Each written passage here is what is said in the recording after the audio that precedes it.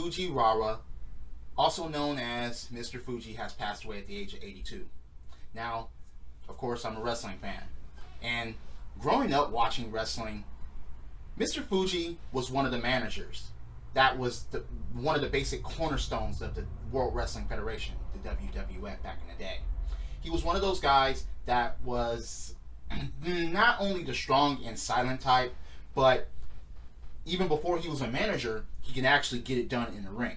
He's a former tag team champion, for Christ's sake. Now, between, Mr. Fuji, Bobby the Brain Heenan, Jimmy Hart, the Dr. Style Slick, Mr. Fuji was the manager that you couldn't turn your back on as far as a wrestler. I mean, he would be out there. He took the ob job look from James Bond movies and actually, wow, he made it work.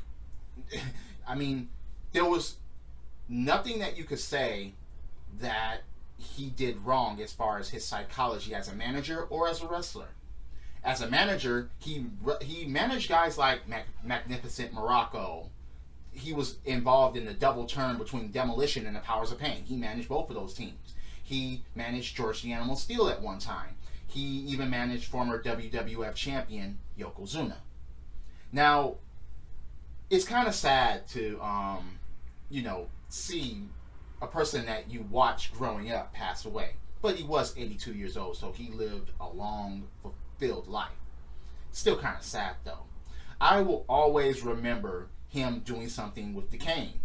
Whether it was effective or not, he was always getting involved. Well, he wouldn't always get involved, but most of the time he would get involved. And, the cane would come to a play, or a flag. The Japanese flag would come into the play. And even though I grew up and I just hated him, but that proves that he did his job the way he was supposed to do it. He was a heel manager, and he did things that made you hate it. And eventually, yes, he became a face manager carrying the U.S. flag when Yokozuna became face. And that was a good send-off. And even better, he's already in the WWE Hall of Fame. So, at least there's no question of that.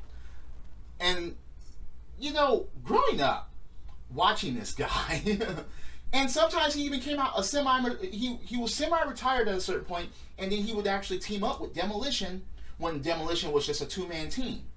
So it's not like he still couldn't get it done in the ring at a later age. But growing up watching him and be like, oh, I wish something would happen to him because look out, the cane, look out, oh, yeah. He was one of the managers that really got me drawn into wrestling. So thank you for the memories, Mr. Fuji. We miss you. I mean, this is an era of no managers. That era needs to somehow, some way, in some form, come back. Not just valets, but actual managers that actually freaking mean something.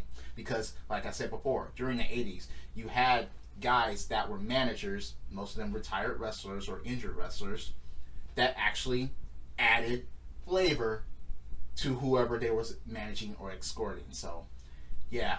Thank you, Mr. Fuji, and rest in peace. We'll miss you.